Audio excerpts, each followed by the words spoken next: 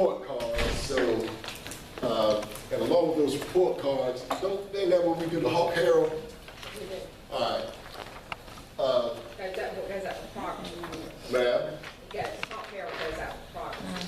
Okay, not, so they won't go out this next, Go out for the report card. it'll go out the progress report. Okay, any information we need to, Not be long. for, that when, Ms. Robinson requests the Hawk Herald information, let's get it to her in a timely manner, because you know, those things have to be run off, they have to be printed, they have to be sent to me, and I read it, then we bless off on it, then it has to be given to our, committee that does all the parent letters and all that. Remember, we used to do about departments a long time ago, some of y'all, I know a few of y'all were here when the departments used to do it. Well, I'm gonna refresh your memory, the departments used to do them, and then we formed a committee to take that kind of off your plate, but we still need all those ingredients to, so we can bake that cake, okay? So, if they request the, anything you wanna add with that, as far as information? Well, I know that, Ms. Smith has told me she needs it by the 29th. Okay. So that's just kind of like a heads up. That'll be the date that I have to have it ready, Okay. printed. So when do you everything want your is. information sent to you? Will you send, just think about it, send out what you need so we can meet that suspense. All right, I don't know if we went over this or not. If we did, it don't hurt to go over it again. But these are our baseline, this is our baseline targets, you know, for, you know, this year was what they call the whole harmless year. So they took that information and they reestablished baseline targets. And then you see for us, the baseline was a 72.4.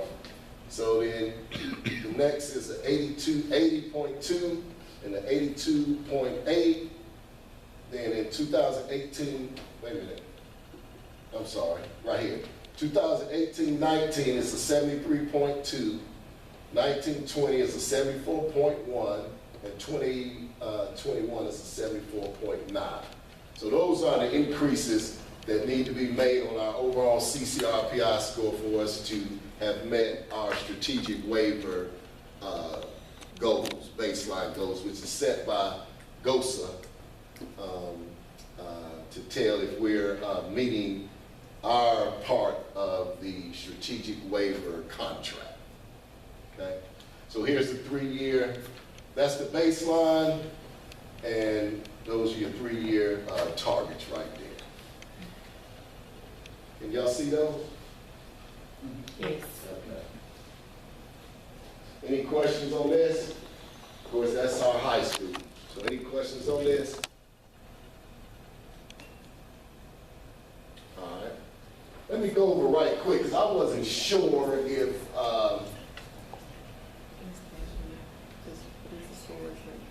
I was thinking about this, and I wasn't real sure if I've ever really talked to you all, or talked to the, and we'll do it from, I'll do it again, to show how, I had to put this presentation together to kind of show how we handle bullying here at the high school. And I wasn't really sure if we ever, like, if I ever really, like, showed y'all how we do it. And I know I talked about several years ago when the investigator came and said that there was a student that wrote a letter, was talking about hurting himself. And in that letter, he talked about all the people that he had talked to. Y'all remember that? Probably about 3 years ago or so. And in that letter, he was talking about all the people he talked to at the school, administrators, counselors, teachers, and that nobody would help him, and this, that, and the other. Well, he didn't hurt himself, but however, when we did the investigation, he hadn't talked to anybody. So as an administrator, I got to thinking about that, and I was like, you know what, if somebody walked in here, you know, if he had hurt himself, then all they went on was the letter that he left. So how do you prove or disprove or prove that you did everything that you were supposed to do to prevent this young man from hurting himself? So then it made me start thinking about if we ever got questioned about our bullying procedures, I was like, I wasn't too sure 4 years ago that I could really talk it in a sequential manner good enough to satisfy or to prove that we've done all that we could to prevent some student from hurting him or herself. So it was kind of a wake up for me. I mean, I had superficial things that I could have said and commented, but just to put my hands on stuff, I really wasn't sure. So then we went back and kind of shored those things up, and I want to share this with you all in case you're ever asking, well, how do y'all handle bullying? All right, first of all, everybody has their own definition of what bullying is. You know, it could be, you know, as far as parents are concerned, it could be two students having a conflict and both of them giving it as much as they're receiving it, but parent A comes in first, and so parent A says if child B is bullying child A. Well, then child B comes in and parent B says the child B is being bullied by child A. So of course you have to launch an investigation. But we control the narrative when it comes to bullying. Okay? So after we finish our investigation, we call it what it is. This is our definition that we use, and of course, in our handbook, we have the board's definition, which they adopted from the state of Georgia. But when somebody is talking about bullying, these are the things that we talk about, that the definition of bullying, all right? But perception is reality. So if a parent feels like their child is being bullied, then we have to pay attention to that and we have to act on that, okay? But these are the definitions of bullying. And that's it, you know, with what I said about perception, that's why we investigate every claim of bullying. Every claim, if kids come in and say, so-and-so is picking on me, we investigate it. If kids come in and say, I'm being bullied, we get a phone call, we get everything, we investigate every claim. We don't dismiss a claim, we investigate every claim, then I'll show you the form that we use. All right, y'all know we do our bullying statement every morning. You know, we hear that, we say that every morning, and we encourage our students and parents and whoever to come and let us know if an incident is going on. What we get sometimes is after an incident happens, then the parents want to come in and say, well, this happened because my child has been getting picked on or talked about for a long time, you know, after an incident happens. Now, that happens all the time. That's been happening, this is my 11th year, it's been happening from year 1 to year 11. That's where this came from, kind of where this came from. And the fact about the bullying statement and the, if you're having a problem, situation, or conflict, that's where these statements came from. Just as a reminder to students every day, if there's a situation going on, come and communicate with us. Now, does that communication happen all the time? No, it does not. But for us, we have these things in place in case we're ever questioned, you know, about a situation. Now, you know, that's our problem statement. All right? These are the different types of bullying that we encounter, that we hear about. Just yesterday, we had a cyber parent come up here yesterday. Some young man over the holidays put on the internet the ugliest people in Sandersville, okay? And of course, this parent's child was on there. Now, as a school, we had nothing to do with that. But her child goes to this school, whoever, and you know, with all this Facebook, you share stuff and then you send stuff and all of that, but it dropped right in our lap because the student who supposedly put it on there is in this building, and then of course, the parent's child is in this building. So we have to deal with that. You know, we have to do whatever we need to do to make that right and to make that child this a comfortable environment for them. Now, me as an administrator, I do whatever I need to do with a bully. I don't worry about their feelings. I don't worry about their schedule. I don't worry about how it disrupts their life in this school. Because he should have never put it on there, and these young ladies did not deserve that. So whatever we need to do with him to get that right, that's what we're going to do, okay? But these are all the ones that we deal with here at the school. Nonverbal. What's a nonverbal? She looked at me. You know, now in the definition of bullying, you know, it's got to be continuous and all that. But for us, it doesn't matter. We still investigate it and do whatever we need to do to try to correct it. All right, these are just some examples of direct bullying, some examples of indirect bullying. You know, deliberate exclusion from a group or activity, spread lies and rumors. And there is a thing called adult teacher bullying and adult bullying, especially with this one right here. All right?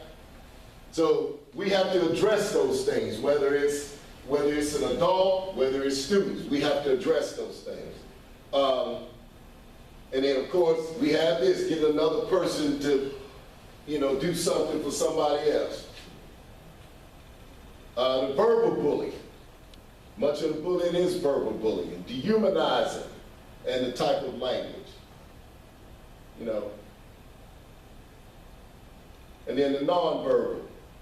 Messages, body language, gestures, looks, and stares. And then, of course, the cyberbullying that we have to deal with. And then there's the types of cyberbullying. All of this stuff happens. You know, all of this stuff happens, and we have to take care of it and we have to deal with it. You know, the law has changed. Before, the school never really had to worry about the cyber stuff, but now the law has changed that we have to deal with the cyberbullying as well. Even though it don't happen in this building. You know, if it happens and this is going on outside of school, then if the victim and the perpetrator are in this building, then we have to deal with it. All right, some other types of cyberbullying. All right, we do this. Our intervention phases, we have our report, we do our investigation. Once we finish our investigation, we do a notification to both parents, the parents of the victim and the parents of the child that's being bullied. We issue discipline where appropriate, and then we always follow up. So this is how we handle bullying here. This is the investigation phase.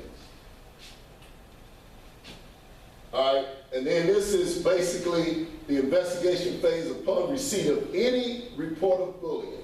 We don't try to disseminate on report whether it's bullying or not.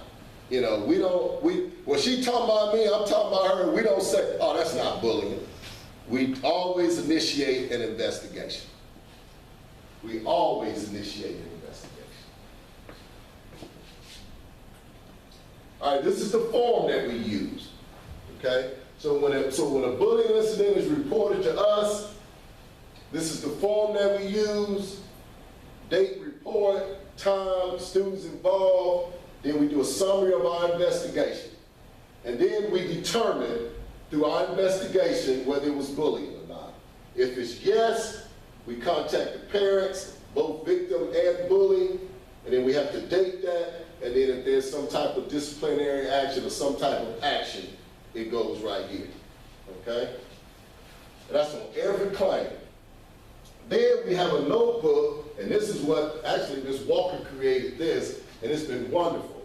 Once we finish our bullying investigation, we have our notebook in the discipline office, and the investigations are numbered, okay? So the date, reported, who reported it, Allen Gray, on January the 8th, students involved, then the administrator that dealt with it. So if last year, and we numbered it, So if last year, for some reason, a court case comes up and we've got to show the investigation of it, or the young man hurts himself, or somebody hurts themselves, and in their letter, it's something that happened at school, which when people get hurt themselves, most of the time, first place they come is the school building. We can go back and we can look at the student who reported it, and then I can say, okay, that's under tab 10. So we can go to tab 10 and that investigation is sitting right there. So and Ms. Walker created this notebook. So we can go to tab 10 and that investigation that we did is sitting right there. Statements, the form I just showed you, the outcome, who we talked to, and stuff like that, and our follow-up. This is our Boolean flow chart. We take the subjectivity completely out of it. And we sit down and we go over this Boolean flow chart. This is how we determine if it's Boolean or not, okay? So incident reported, was it written, verbal, electronic, or was it physical?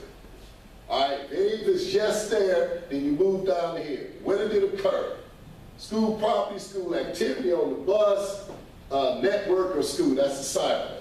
If it's yes, you continue on.